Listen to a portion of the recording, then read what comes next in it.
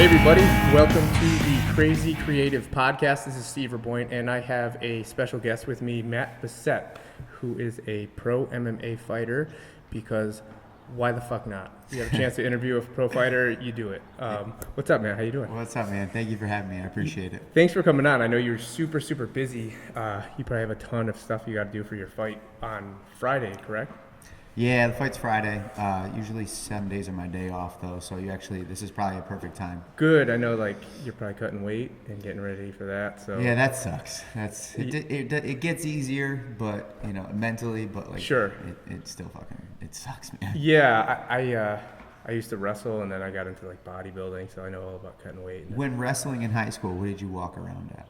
Do you remember? Before the season, I played football at 165. And then I wrestled at 140. How was that? What kind of diet did you have? I had no idea how to diet. Well, no, because I wrestled. No, nobody did in high school. Yeah, I'm looking at the kids eating lunch, and it was like a cracker, and they'd eat that for like a week. And you're like, what do you do when you go home? I chewed a on spoonful of peanut butter, and I ate a spoon. Yeah. I remember chewing Skittles and spitting. Yeah. And then my mom would make ravioli, and I'd eat it, and then be like, why am I not losing weight? Yeah. That was the wrong thing to do. Yeah, it was the late 80s. Late moms 90s. never know either. No. Like, can you eat it's this? healthy. I can't eat that. I have a fight coming up. Yeah. Nobody understands, especially if you go over grandma's. Yeah. And you have a fight coming up, and everybody's eating all this stuff. Matthew, do you want this? I do, but I can't eat it. What do you mean you can't eat it? You don't like it? Sick. You don't like my food? Eat it. Yeah. You're too small. You're too skinny. Right? Well, yeah, it's funny. That's the idea, Grandma. Grandma's the worst for that one. So I was, like I said, when I wrestled, that was the late 90s. I don't think anybody knew anything about nutrition then. Not like they do now. I don't feel like. At least I didn't. It's on a different level now, and everybody can share their information so easily too. The internet, man, it's making everything better. Yeah. So you punch people in the face for a living. Yeah. That's the goal, right? And so is that your full-time job? Yeah. Does that pays the bills? That's what you do. You fight people for money. Right now, that is what I do. As of the past, was it 2011? Probably 3.5 years now. Wow. I've been just doing this. That's cool. And it's paying the bills. I mean, it's not living lavishly by any means, but it's getting us by. It's paying the bills. But you love it, right? I fucking love it. Yeah, you get paid to do what you love. That's. Ever since I was young, I knew that fighting was a thing that I really enjoyed it. I enjoyed being in a fist fight. I enjoyed that. It was never weird to me. I was never scared. Even really? I would always stand up for myself because my mom told me to. I always stand up for myself, or if somebody else was being picked on, I would jump in the way and be like, hey, listen, relax. Nobody's gonna fight here. And if that person still wanted to fight, I'd be like, hey, fuck it. You and I can go at it. And I never thought twice about it. And that's just who I've always been. So it made sense when I figured out, when I found out MMA at 21 years old. Now you said you were not afraid to fight. You're talking about playground scraps or street structured fighting. No. Oh wow. Yeah. That's funny. I used to get to a lot of fights too when I was a kid, because I was really tiny. Everybody should fight at least once. You never know about yourself until you get in a fight. That's one of my favorite quotes is Mike Tyson. Yeah. It's what is it? Everyone has a plan until they get punched in the face. Yeah, that one, yeah. That's one of my favorite ones. Yeah. I said that at work the other day, and somebody looked at me no, I'm not threatening you. I'm just saying when shit hits the fan, man, everyone has a plan until they get punched in the face.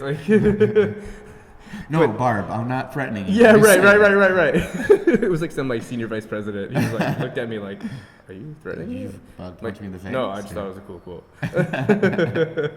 But when did you start training martial arts, mixed martial arts? Were you a wrestler, or did you do anything else? Honestly, man, I didn't wrestle because I grew up with all the ball sports, the baseball, basketball, soccer, football. I even played hockey, floor hockey, on the roads outside. Remember Wayne's World? Yeah. Hockey like that. Okay.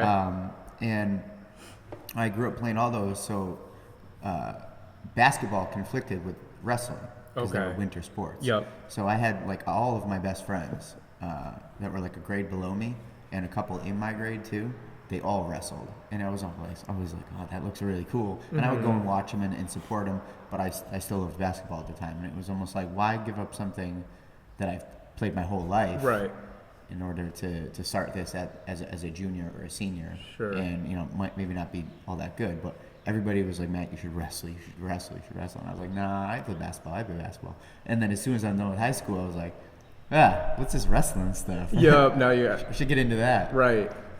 And then you found... I found MMA at 21. Okay. Now, MMA has like evolved quite a bit. I remember I used to watch the videos, like the early videos where dudes were like headbutting each other. Like it was like dirty. Yeah. But now you see like MMA is like totally evolved where it's like you have to be a complete like generalist in everything. You have to. You can't go into a fight just doing one thing, or the guy is going to nullify it just like this. Right. And if he knows, if you are a great ground guy but with no wrestling, you're not going to get it to the ground. If you're a great wrestler but with no ground, you're going to get submitted there. Sure, yeah. You know, if you're a great striker with no grappling whatsoever, you're not going to keep it standing. Yep. So you have to be able to implement your game plan to the best of your ability, and the way you do that is having a well-rounded game in general.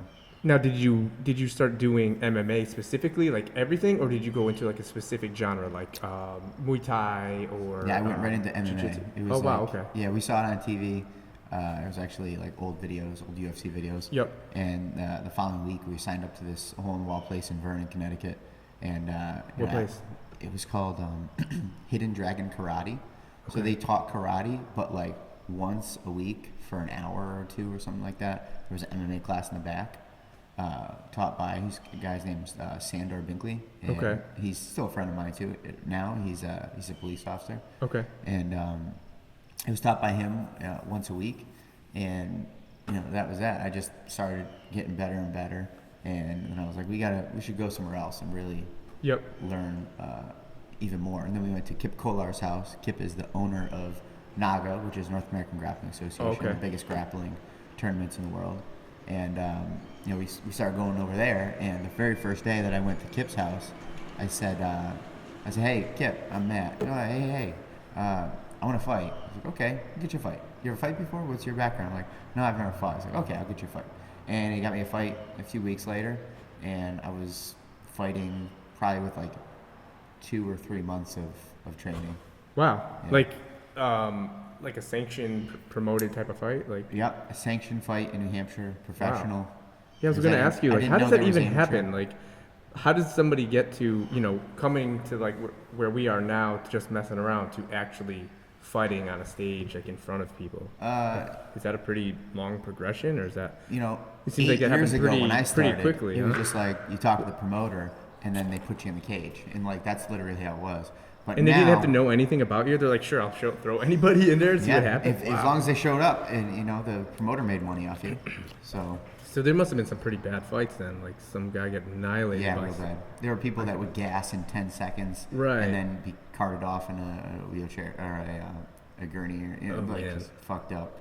And that doesn't happen nearly as much anymore. Right, yeah. You just don't. If you're a promoter, you're not like, yeah, he can fight, and whatever that guy's name is, he can fight. Right. They usually pick people out of the crowds, like people that have been drinking. They're like, so and so needs a fight. No shit. Oh my god. So and so needs a fight because his opponent is tucked tail, went out, whatever. Yep. And we need somebody. And people out of the crowd would come out. That's hilarious. I know a couple of people that's how they got their first fight. Because they were just in the crowd. That's hilarious. I'll fight. I see a lot of videos like that on YouTube where like some dude got pulled out of the crowd and like he fucking annihilated the dude. Yeah.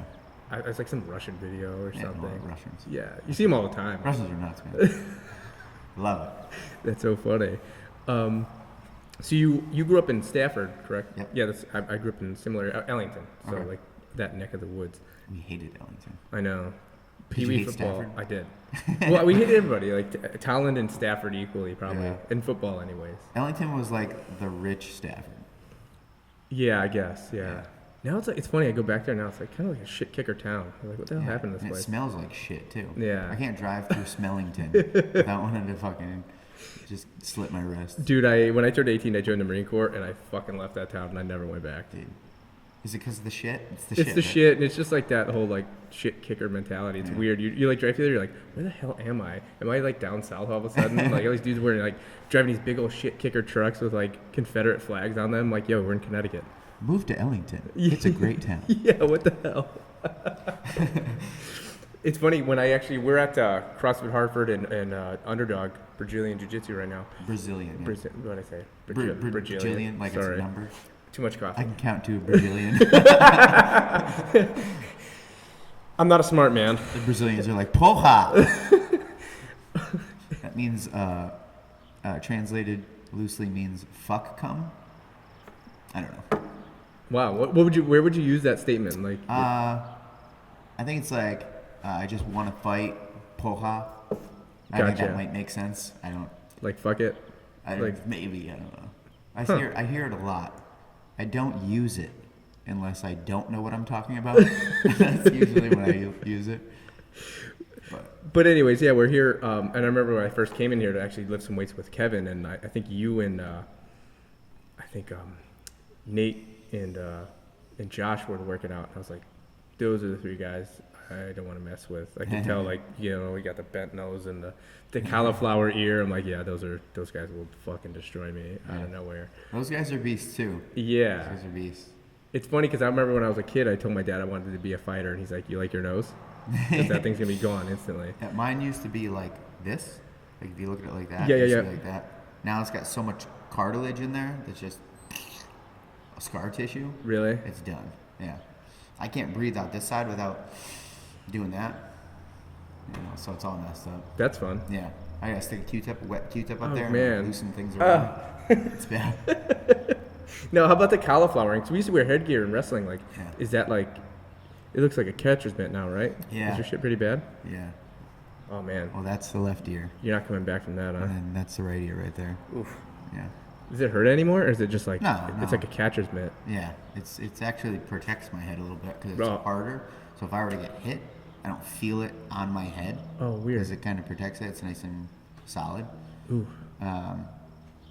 But I guess the way it works is when you get hit in the ear over and over again, the blood fills up in your ear, obviously. Yep. And then the blood is bad at emptying back into your head. Okay. So it hardens and turns to scar tissue. That's sexy. just how it works. Yeah, Some girls find it sexy. I don't. It's like a telltale sign of a badass. Yeah, right. If like your chick would have like cauliflower ear, wouldn't you be like, right. just let's brush that hair. Yeah, right. Just make sure you do the Princess Leia thing. Yeah. It's so funny. So you fight for Bellator, right? That's your. Now, how does that work? But Bellator is like your sponsor, your promotion. Like, how does that whole structure work as a fighter? Like, most fighters they fight wherever all the time.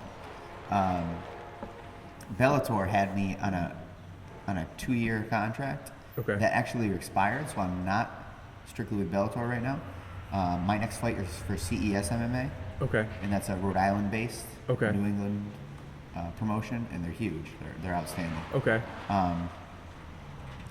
June 12th, CES MMA. Go check me out. Yeah, man. Plug whatever you want.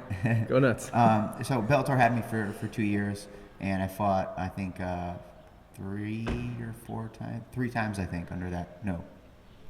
Yes. No. 4 times under that contract, yeah. Fought 4 times under that contract, and then it expired, so now I'm with CES. But Bellator still likes me, so they'll probably do 1-fight deal contracts every now and then, along with CES. So those are the 2 promotions that I wish to stay with for the time being. And now, how does that whole structure work? Like, what do they do for you? They get you fights and they promote your fights.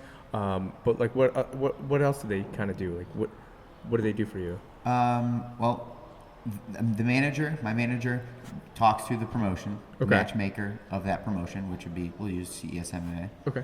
In this case, my manager Angelo will talk to CES. And he'll go, my guy wants to fight. Okay, we want him to fight. How much are you going to pay him? This is what we're going to pay him. All right, here's his opponent, blah, blah, blah. Let's sign the contract, and that's good. And then the promotion will promote you the way they do. Okay. With the flyers, with the setting up interviews, this and that. Okay. And, I mean, that's pretty much it. You don't have to pay for anything. They'll pay for your room and board. They'll pay for anything special at weigh-ins or come fight night and stuff like that, and then they pay you for showing up and they pay you for winning.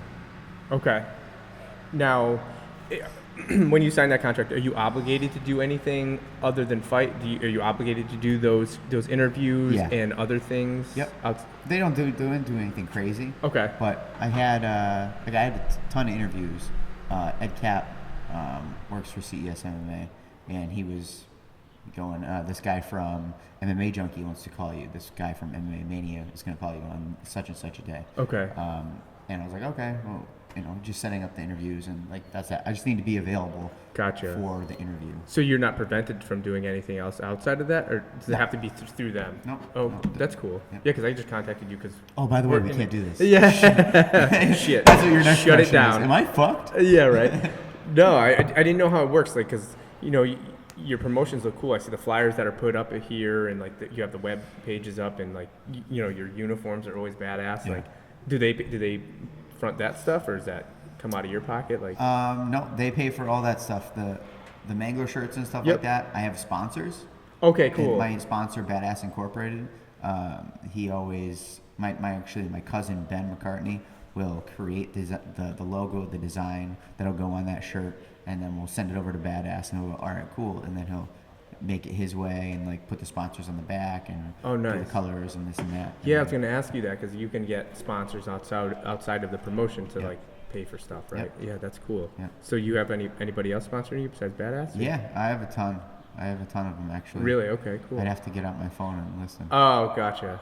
But I could do that after. All right. Or towards the end. Yeah, whatever. So that's interesting because I'm just.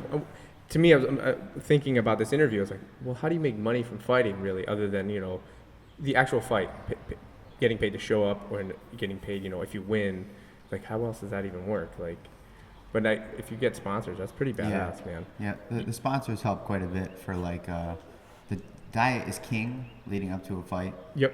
Obviously makes you feel better mentally and physically, but, like, you're not going to lose the weight at all if you're not dieting the correct way. Right. So, all that stuff is extra money, and it's quite a bit of money, too. Oh, cool. So the sponsors, when they pay beforehand, yep, it really helps me with that. Cool. All right, we're getting pretty close to our first segment. So if you wanna cut it, we can come back and talk about sponsors. These guys are staring at me for some reason. That's cool, because you're famous. All right. I know you've heard of CrossFit by now. CrossFit is the most efficient training program available. CrossFit Hartford has some of the best coaches and best programming in the central Connecticut area. So when you're ready to take your fitness to the next level, call us at 860-216-4785 and visit us at CrossFitHartford.com. All right, we're back. We were talking about your sponsors, and I really love the shirts and the shorts and stuff. And what was the name of the guy who does your stuff? His name's Brian Hall. He's actually a friend of mine too. His company is called Badass Incorporated. Badass. And now, do you tell him like what your theme is going to be for your fight, or does he help you come up with that, or does he throw it out there? I used to give him just like an idea of what I wanted. Okay. And then he would create it, and I'd be like, well, how about maybe change this a little bit? Sure. And then it would go back and forth a little bit, and then it would come up with it. Now I have a complete theme in my head. Yeah. And I tell my cousin, and he draws it up. Okay. And then we talk about it. Maybe change this, maybe change that. And then he perfects it for me, and I'm like, beautiful. And then I just send it right over to Brian. So he really doesn't have to do nearly as much for the creativity side, but he still does the whole shirt and makes the shirts and stuff. You wrote Batman before your it was last like a Batman theme. This one's a Ninja Turtles theme. Yeah. Is it always like a comic book type thing, or? Yeah, like it's something childish. And that's Captain awesome. America theme I love it. Several fights ago. Okay, yeah. It's funny because like a lot of the people I talk to on this podcast, like, were you like big into like comic books and shit like that? Like, yeah, big time. Do you think you got a lot of that, like wanting to be a fighter from that, like those like? I always liked the idea that they were fighting for the good guys and like sticking up for themselves at the same time. I always liked that. Sure. And it's very similar to my personality anyway. I am not calling myself a superhero by any means, yeah. You get the. But that like fuels you. You get the connection. Right? Yeah, definitely. Like I think all of us as kids wanted to be superheroes. Yeah. But like. And I still do want to be one. Well, yeah, but it's like you were probably closer as like a fighter to doing something that ties back to like what you loved as a kid versus. Me sitting in a cubicle on a computer. Unless you wanted to do that as a kid, I don't. Who wanted to do that as a kid? Not one person. Maybe just no. But that's really cool. I mean, it's funny. I was still, even today, I'm like, man, I should go do some jiu-jitsu or something, because like I did wrestle in high school, and I was in the Marine Corps, and I learned just enough to probably get the shit kicked out of me. But it's like dirty stuff. It's like how to like stomp somebody's fucking head in and stab somebody in the dick with a fucking tent pole. Like you're fighting for your life. Like it's not like you regular. You attack the dick every time. yeah. Go. That's what I say. Like I'm really small. If I'm fighting, I'm swinging for nuts. You're gonna kill me, bitch. Whatever. Arm bars. I'm gonna speed back here. Fuck the guillotine. Right. Slit your throat. But could anybody get into MMA, you think, or is it kind of take a specific breed of person to kind of get into it? Anybody could 10 years ago, I think, because everybody thought they were better at fighting than they actually are. Right. And now it's realized pretty much the first day of class. You know what I mean? Like, oh yeah. I'm tough, and then you show up and you're not tough. You know what I mean? I know I'm not tough. And you just not you. No. I'm saying I lift a fucking shitload of weight, but I'm not going to MMA because I know like I probably outweigh you by like 40 pounds right now, and I know you would fucking destroy me in a matter of seconds in many different ways. It's all about what I know. Yeah. Oh yeah. It's just about the time I've put in, and when I first started, it was the reason I would win is because I was just really resilient. That's it. I didn't know shit. I knew how to throw hard punches. I would gas really quick because you got to work up to those things. Yep. I would gas really quick. I could hit hard, and I could take a baseball bat to the head. Oof. And those two things combined made me get better and better. That probably makes you for a good fighter. You can hit hard and you can take a beating, and you'll probably do well, right? And if you want to learn, that's the biggest tool. I mean, not necessarily like as a competitive level, but like, could anybody train? Yes. Oh, definitely. Yeah, for sure. I think I want to start doing that just because like it's for the same reason I like CrossFit. It's like such a primal departure from like your everyday life to get to like some like you're fighting for survival for an hour. And just like if you're in great shape for CrossFit, and if you go up there, you maybe gas in like 30 seconds. It's the opposite for me. Like if I'm in phenomenal shape and then I try a WOD down here, which I'm not used to the same exercises. Maybe I'm holding my breath when I shouldn't be holding my breath. Sure. And I gas a lot quicker. Maybe you have better endurance here, and then I'm breathing through my nose the whole time, which is one nostril, or half a nostril, and not even batting an eyelash to it the whole time. Right. So if you went upstairs, you would be, oh my God, that was the toughest thing. Right. I'm so tired. I'm going to be able to train for the next 2 days.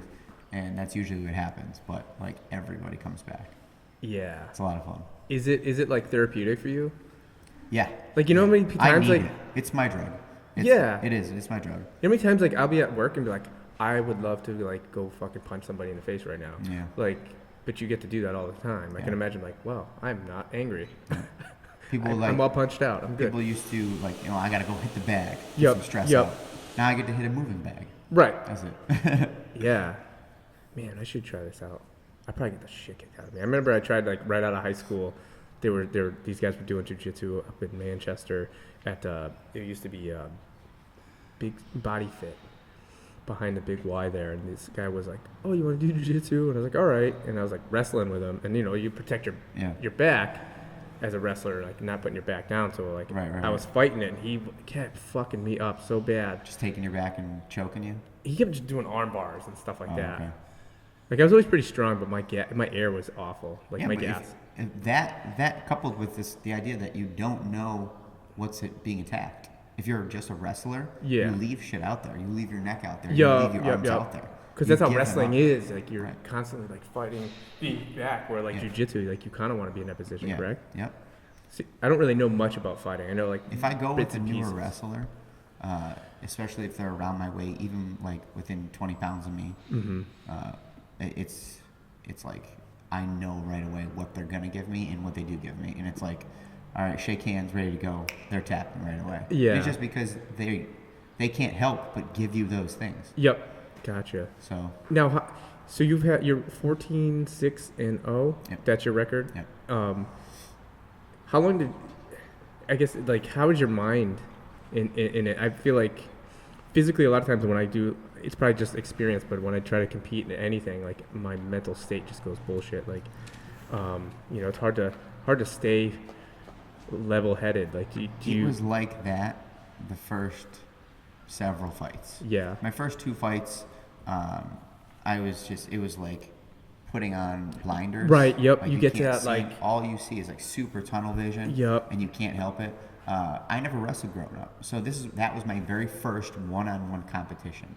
There's a lot of guys that wrestled like over 1,000 matches, 2,000 matches, and then when they go into MMA, they're like, "What do you mean blinders?" No, I didn't have those because they've competed so many times one-on-one. That was my first time anything. I didn't even do a grappling match before that. Wow. Okay. So I just kind of jumped right in there. So my first 2 fights were very difficult in that respect. But the blinders went away after a while. And then after like, I don't know, maybe 7 or 8 fights, somewhere around there, the blinders are gone, but there's a lot of thinking involved. Yeah. You like overthink things and you pull punches and like you don't want to do certain things. And then that goes away. And then when that's gone, you can really start to develop yourself inside the cage and understand what you're actually capable of. And there's probably like, I don't know, 13 fights in. Wow. I honestly remember the moment. I was fighting Nick Piedmont. I got a first round knockout. I was fighting Nick Piedmont, and that was the very first time that I was like, oh my God, I see everything. You're like and Neo. I was able, no shit. I swear to God, man. Everything was coming slower everything was looking slower than it actually was. And I realized at that moment that like, oh, I'm a lot better than I'm giving myself credit for in my own mind here. Right, yeah. I got to stop thinking. And as soon as I stopped thinking, I was like, put myself in the moment, and I was like, all right, what is he doing?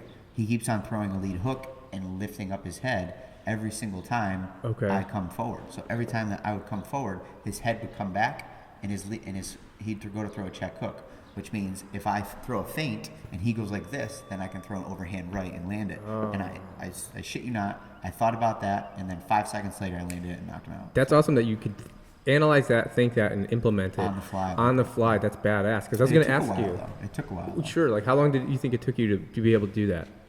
Years, right? Whatever fight that was 13th fight or something like that. So 13 or 14. That's not that long ago. So, right? That was my 15th fight. That was my 15th fight. Wow. So since then, I mean, it's always about evolving and getting better for yourself. And when I first started, I was just, like I said. Yeah, it's pure survival. So the 15th fight for me to actually figure it out. That's awesome. And then the past 5 fights, I've just been getting better and like it just noticeably better every single time. That's cool. Because it's funny because I think about like I would be like such an emotional wreck like that. I'd be like just a fucking freak. Just a ridiculous adrenaline dump. Yeah. Do you analyze like tapes and stuff of your opponents before you fight? Yeah. I think if you don't, then you're just. It's dumb not to, right? It's out there. Like, why play a football game against a football game against a defense that you don't know? You want to know the defense so that you can attack them. Yeah, MMA is like a legit sport. Like you would analyze your opponent just like the same, like you just said, like you were a football team, baseball team, basketball team. Like that's pretty interesting. It's not like a bunch of like Neanderthals slobber knocking each other. It's like it used to be. Right. Yeah. Now we have video. Yeah. Now you have video, so it's legit. Yeah. It's science. It's science. Whatever. It's my life. I don't know. What was your favorite fight so far? Do you have one like that sticks out in your head? Like you're like number one. Like I love that fight, or I performed the best that fight. The one you're most proud of. I had a few. The best feeling after one of the fights was when I fought Diego Nunez in the first round of the Bellator tournament.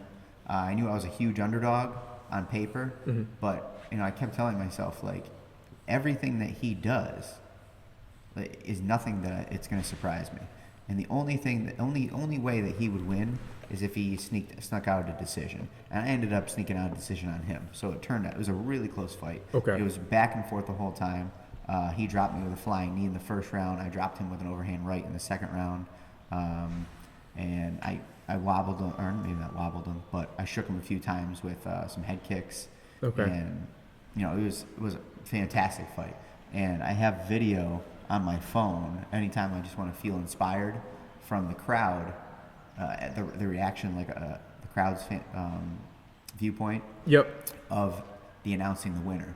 And dude, you feel you feel so huge after just watching those people. There were like 10,000 people there, and you know, every single person, when I show you it, every single person just as loud as they could. As soon as they announced me, they just jumped out of their feet, and it was crazy. Yeah, it's like shook, man. It was nuts. Fucking badass. So that was probably the best feeling. Cool. My most fun fight would probably have to be my seventh or eighth? I think it was eighth fight against Anthony Caponis. Okay. Anthony was quite a bit bigger than me, and I never wrestled before at that point, and he was a really good wrestler, state champion wrestler. And this was at 155 pounds, so he was probably like 177 in the cage, and I was probably like 162. Okay. Come fight night, so wow. he had a significant size advantage on me. Is that the one you had to put size on for with Kevin? Did Kevin bulk you up on that one? After. Okay, because Kevin talked about that. He was on the show a couple weeks ago, and he was talking about how he had to beef you up for a fight. That was the fight after. Okay. After that, it was like, dude, I'm fighting this guy. That when I fought Anthony, I'm fighting this guy that is just so much bigger than me in the cage, and I have to do so much more work because I'm pushing around 177 pounds, and he's pushing around 162 pounds. Yep. And he's already stronger than me, so it's easier for him to push it around. Yeah. So it's like, man, I gotta start lifting or cut weight to 145. Gotcha. And I started lifting to fight Benoit, and I beat Benoit, and then I stopped the lifting a little bit, and I fought Joe Proctor, and he was a lot stronger than me in the fight too. And it was like after that, it was like, you know, I got to figure out a diet to get me down to 145. Sure. Because I'm not a very small 155er, but I was not big by any means. Okay. Well, now I feel like I'm a pretty big 145er. This is the weight that I was supposed to be at. And you can hold that weight pretty well. Yeah. I didn't diet at 155. Okay. I ate like shit, and then like the week out, I was like, all right. Can't eat this and can't eat that. No bread, I guess, today. And then I would make 155. Okay. Gotcha. 145 is it's a very strict diet, though. Okay.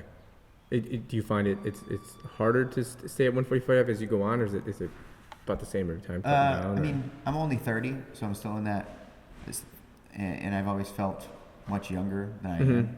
So my body's still reacting to the weight loss, the cutting of the weight the same way as it did. Do you do the same thing every time, or do you have to switch it up a little bit? No, it's the same thing every time. Okay. I knew that the foods I eat may be a little different, gotcha. But it's still the same. Do you do a ton of cardio? Like 4 a.m. cardio sessions and shit like that? Like running and stuff? Yeah. Stairmaster, treadmill. Kegels. Yeah. I try not to run. I fucking hate running. The reason I fight is I hate running. Yeah, like I'll stand and bang and run away. I sprint. I hate running long distances. Like I ran 5 miles yesterday, and it was kind of like I was just saying to these guys during the break. Like it was a Forrest Gump moment. Like I was like, yeah, I'll just run to get a workout, and it felt good. I did like 5 miles in 30 minutes at a really good pace. But I was like, I fucking hate running. This is way shittier than fighting. Yeah, I'd rather just roll around. Now, I read that you had asthma as a kid. Yeah. That's interesting. I did too.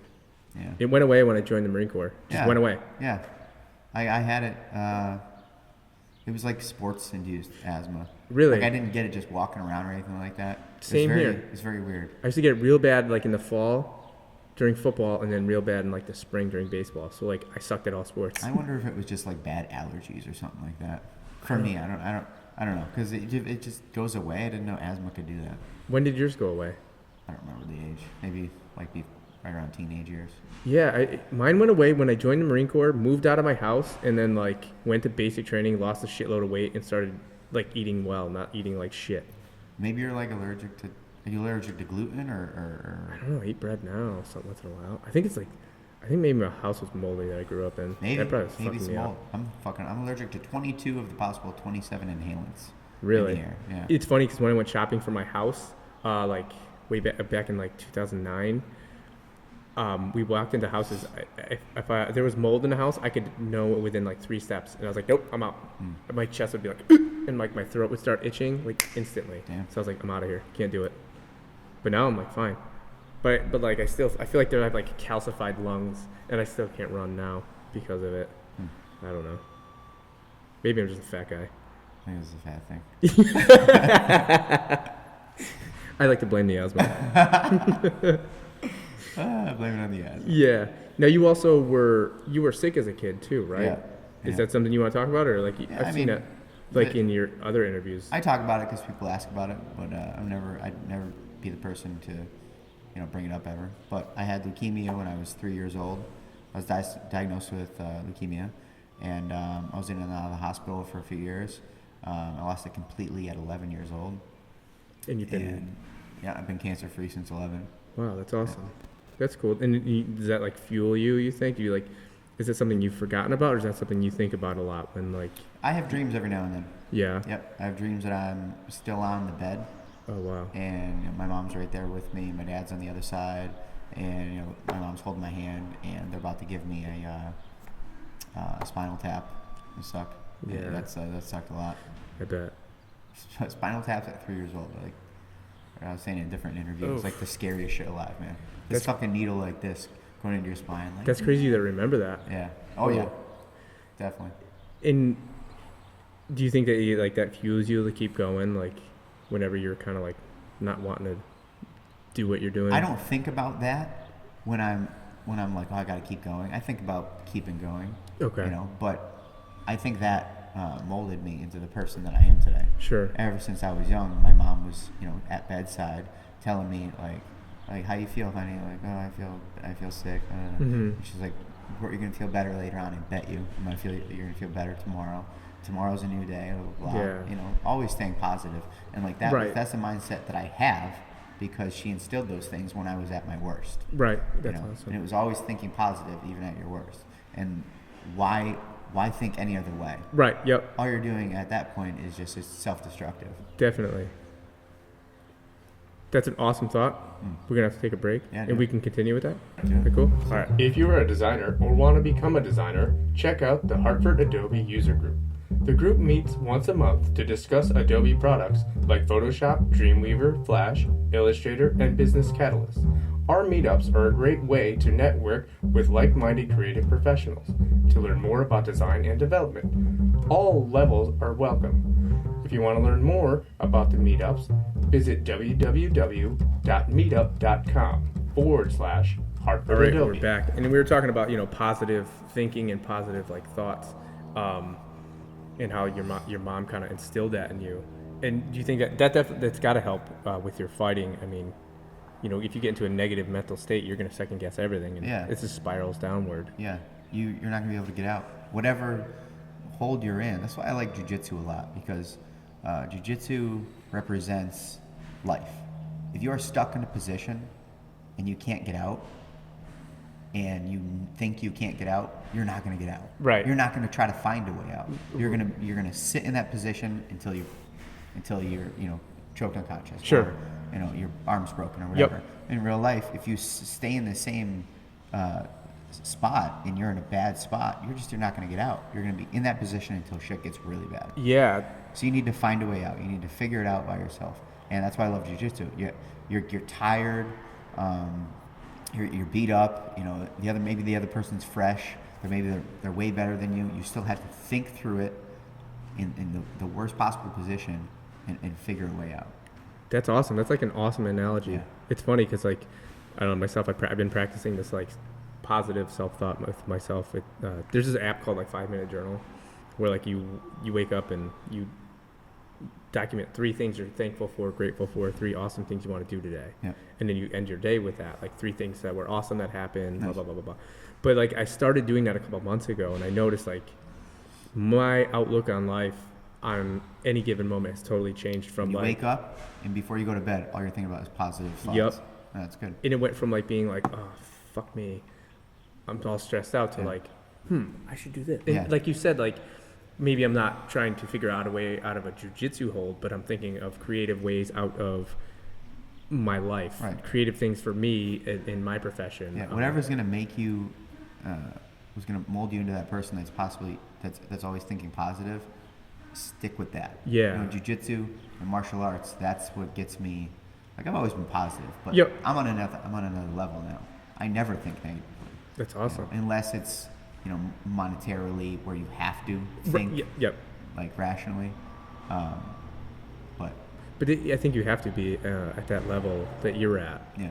You can't you'll never even get to that level if you're thinking in a rut. Right, for sure. definitely. That's awesome. That's one of the coolest things I've heard on this show. Yeah. That's cool. Maybe I should start doing jiu-jitsu, man. Maybe take it for. I don't know further. why everybody doesn't, man. Honestly, obviously it's one of those things like, you know, you do it, so it's like it's the best thing in the world. Like, right. You yeah. should try CrossFit because it's awesome and I love it. And, you know, and like, not everybody loves it. Not everybody's gonna love jiu-jitsu. Right. But. Well, I mean, I wrestled, so it's absolutely worth a shot. Yeah. Everything's absolutely worth a shot trying. Except for Graves, grain alcohol. You should never. Don't drink that. In meth, probably. Don't do meth. Trying. Have you've done meth? No, I'm just saying.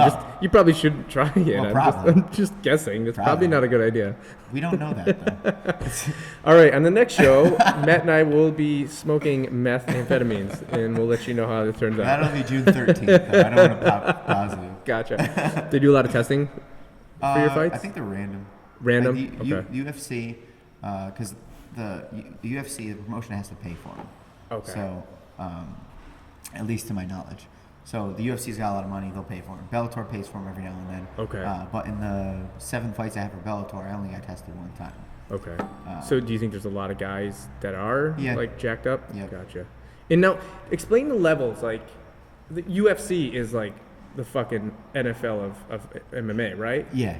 So how does that whole structure work? How many different like promotion organizations are there? There's a ton of different promotions, and they're all professional.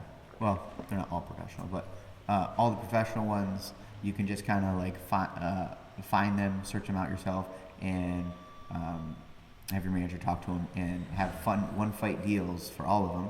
You can have 2-fight deals and be strictly with that promotion. Bellator had me on for 2 years. You can do contracts like that, but you can fight at any one of these promotions out there as the professional fighter, unless it's the UFC, because the UFC usually has you on for a time. Okay. A year, 2 years, whatever. Okay. You got to fight 4 times under that time. You know, it's a little different. Okay. But they're all professional fights. Sure. So every single one of them is weighed exactly the same.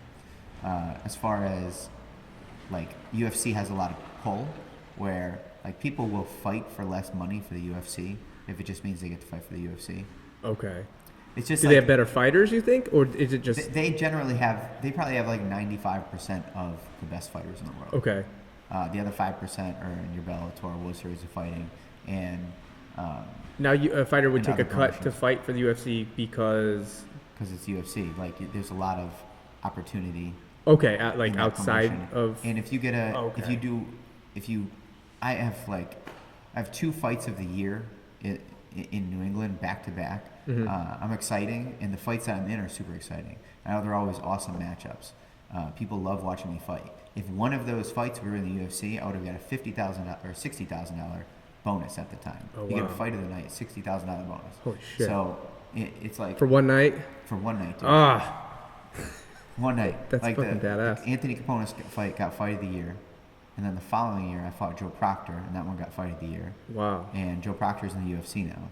Oh, wow. Yeah, and he just won last night, too. Congratulations to him. Cool. Choked the guy out unconscious. Nice. Yeah. I saw your last fight when you fucking kicked that dude in the face. Yeah. With the front kick? Yeah, that was badass. That was like the changing moment. I was like, yep. Yeah, his hands were out here. Yep. And every time I'd throw something up the middle, he wouldn't even react to it. So I actually threw that kick like 2 or 3 times before that. Yep. And he didn't even react to it. And it would right here every time. Yeah. And then I finally figured out the distance, and it caught him. Boom. Yeah. There's a picture of it on the internet. His tongue's like bit off. The Mangler, right? Yeah. Is that how you got the name? No, it was messed up. It's not even a good way that I got my nickname, the Mangler. It was just kind of my friend called me Matt the Mangler in college, even before I knew what MMA was. Oh wow. It was just like, oh, really? What's that from? That'd be your MMA name if you fought. I was like, oh, and we laughed about it. And then before my first fight, Kip Kolar, the owner of Naga, was like, Matt, what should be your nickname? I'm like, I don't know. And then somebody in the class goes, how about the Mangler? And I was like, that's really funny because, Jared Cotton, kid I used to go to college with, said the same thing. They're like, all right, well, let's call you the Mangler. It was meant to be. Yeah, I guess so. That's funny. It's completely random. That's awesome. Trying to think what else did I want to ask you about. Kind of got a lot of stuff. So you're 30 now. You've got quite a few fights under your belt. What's like the lifespan of a fighter professionally? Is it like indefinite? Can you? Did you hear my jaw? Yeah, that's my jaw that just cracked. TMJ. Jesus. It does that like 20, 30 times a day. Like, ouch. Yeah. So, I mean, obviously, some fighters they fight 5 times and they're like, oh, I can't keep doing this. Yeah. And then there's other fighters like Jeremy Horn has like 120 professional fights, which is absurd. Yep. It's absurd. You can't do that now. He fought a couple times in one night, several times before, which that was back in like the 90s and stuff that you can't do anymore. Right. Sanction that. Yeah. But you know, I have a college degree. I've never been knocked out. Knock on wood. Never been knocked out. I've had a couple concussions that I know about. Yep. But you know, I'm not slowing down physically or mentally by any means right now. So I foresee 4 more years of it. But like I said before, I have a college degree and I do want to make money a little bit safer way, a way where I can take some of the stress off of my fiance, of me going out there, because every time I fight, she's all hyped up. Yeah, I bet. It's got to be tough for everybody except for my mom, who's nuts on it. She's crazy. She's like, that's fighting. Yeah. Oh, that's crazy. My mom would be in tears. I remember she came to like one wrestling match and like cried the whole time. I was like, don't come to any more wrestling matches if you can't take it. My mom's the opposite. Before my first fight, I like went up to her and I was like, Mom, I think I want to fight MMA. She's like, what's that? I'm like, it's cage fighting. And she's like, oh, that makes sense. When do I get tickets? That's exactly what she said. Oh, that makes sense. When do I get tickets? That's awesome. That's funny. Is she your biggest supporter? Yeah. Her, my brother, my sister, my father, his wife Sherry, and my fiance Ashley. That's awesome. Caleb, Ashley's son, who's 7 and a half. He's going to his first fight. It's June 12th. Cool. This will be his first fight that we're going to allow him to go to. Nice.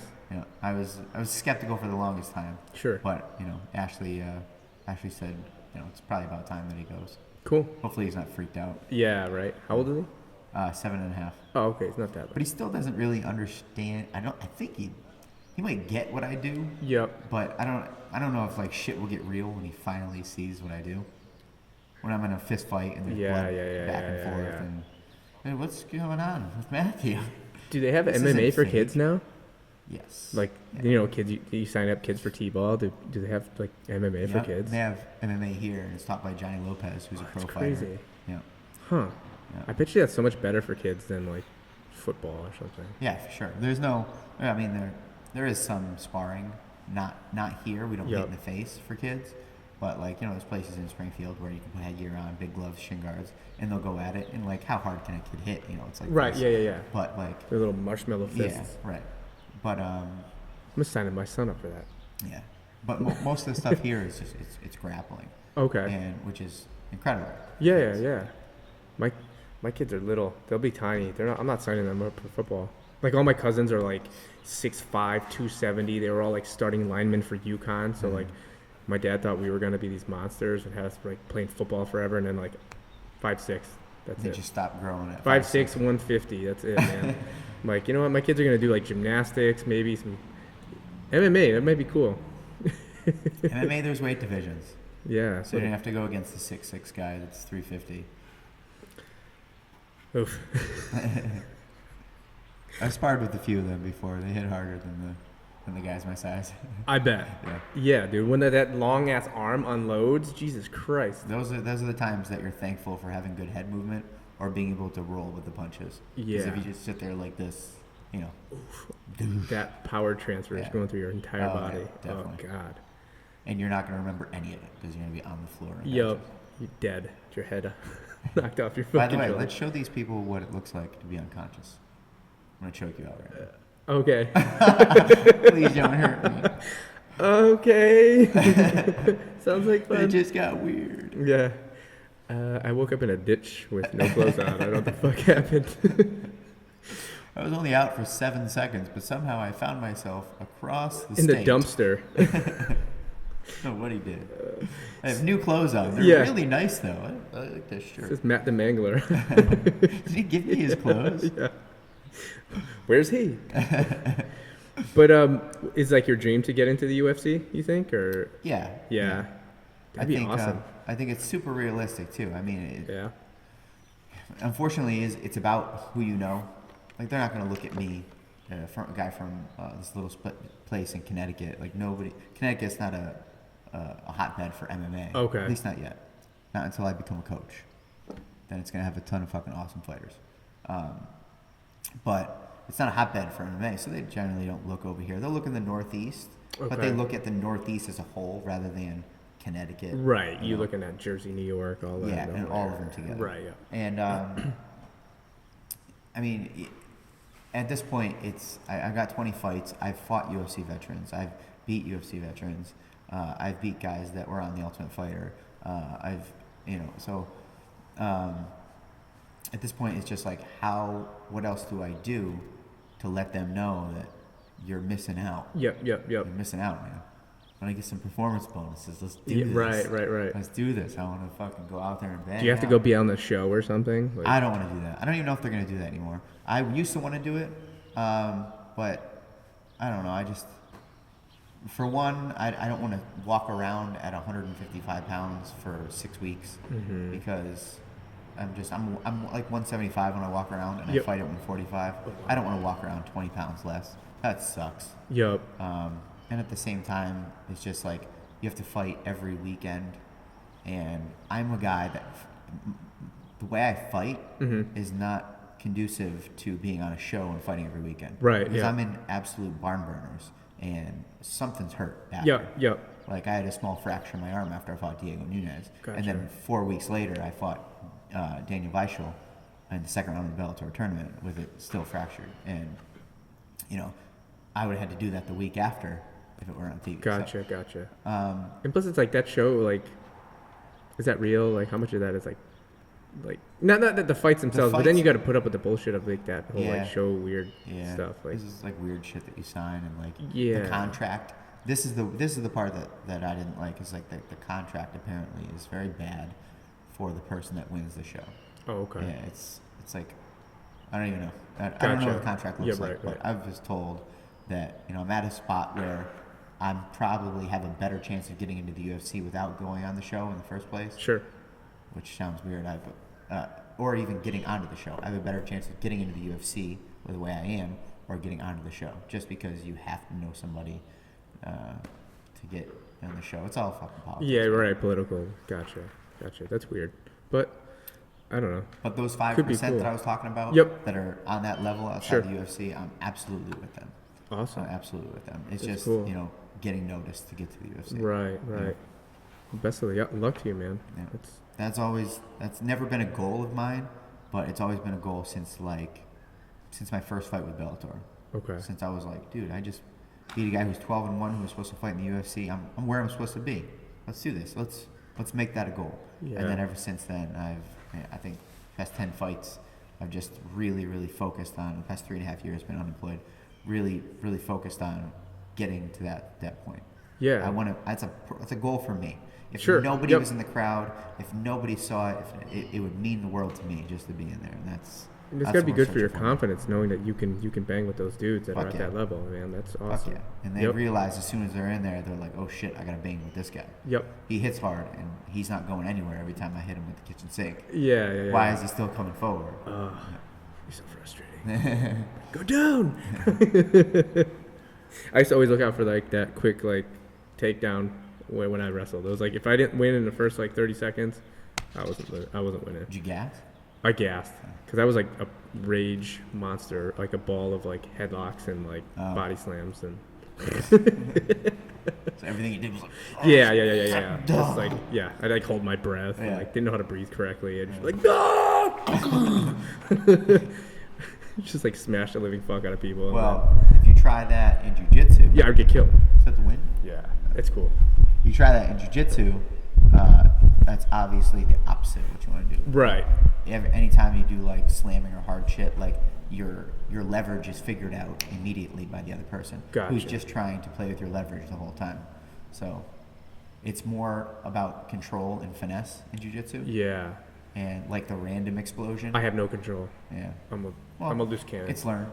It's something you learn. That's all. Yeah. We'll have to learn. I'm gonna have to try some out. You should. Definitely. I'm gonna come up. You should. But I think we're running out of time, dude. Yeah. I want to get up. Yeah. You want to? So you're fighting Friday. Friday, June 12th. Who are you fighting? In 6 days. His name is Kama Worthy. He's 7-3 professionally.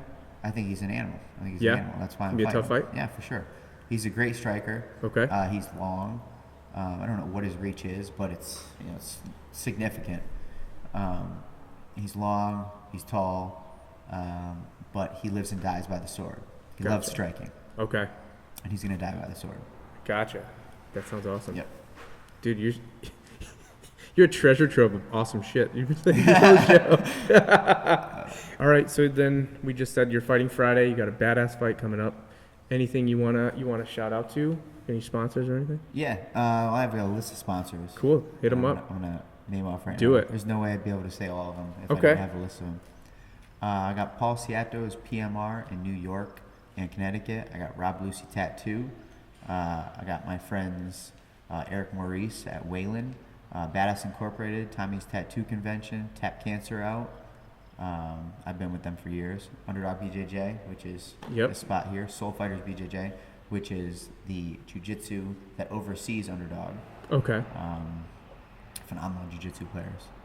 CrossFit Hartford, which you're sitting in right now. Eric Brown Painting and Home Repair.